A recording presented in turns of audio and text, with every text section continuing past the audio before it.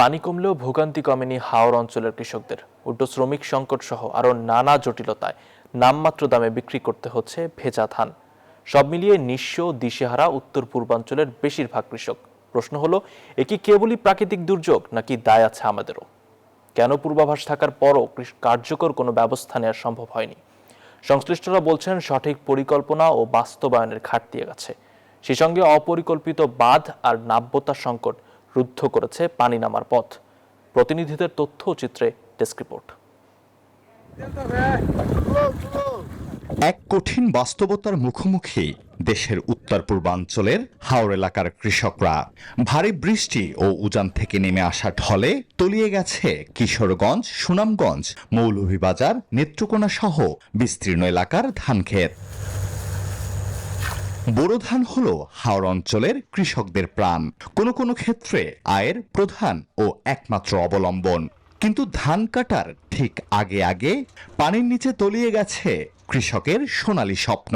তখন তা কেবল ফসলের ক্ষতি নয়, হুমকির মুখে পুরো বছরের জীবিকা। অনিশ্চয়তায় থাকে খাদ্য নিরাপত্তা। কিভাবে ফানিয়ে বুড়াইয়া দোলা করছে আপনারা দেখিও যান। আধা খাসা ধান খাটিয়া সেও এখনো পর্যন্ত মারাইও দিতে পারেন না। জমি তলিয়ে যাওয়ার পর নানা জটিলতায় কৃষকরা, কোথাও চরম শ্রমিক সংকট, কোথাও জলাবদ্ধতায় অচল যন্ত্রচালিত হারভেস্টার, আবার কোথাও শুকানোর সুযোগ না থাকায় নষ্ট হচ্ছে কাটা ধান।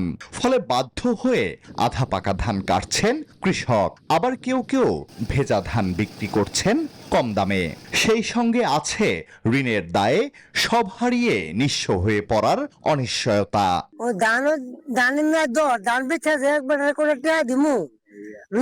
বর্তমানে অনেক ধান ক্ষেতের মধ্যে 1200 মন 1300 মন পড়ছে। আমরা কি করতাম, কামনা তুমি করতে পারতে ধরে নিবো করতে, আমরা কি বিপদ আছি। 1200 1000 টাকা রোজ আর ঠান্ডার বাদাম তো সারা ও নিচে কি পাইনি। সরকারি হিসেবে 3 জেলায় হাওরে তলিয়ে গেছে 40,000 হেক্টরের বেশি ফসলি জমি। মাঠের বাস্তবতা আরো ভয়াবহ। স্থানীয় কৃষকের দাবি, নষ্ট হয়ে গেছে প্রায় অর্ধেক ফসল। প্রশ্ন হলো, পূর্বাভাস থাকার পরও কেন প্রকৃতির সঙ্গে এই লড়াই করতে হয় মেহনতি কৃষকদের?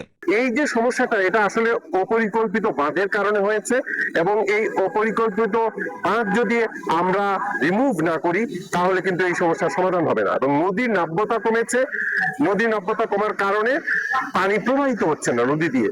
এর বাইরে জলবায়ু পরিবর্তনের কারণে অসময়ে বৃষ্টিপাত হচ্ছে। হাওর অঞ্চলের কৃষকদের সঙ্গে কথা বলে জানা গেছে, তারা দান কিংবা অনুদান নয়, ন্যায্য অধিকার চান। নিরাপদে ফসল ফলিয়ে ঘরে তোলার নিশ্চয়তা। Desk report, news 24।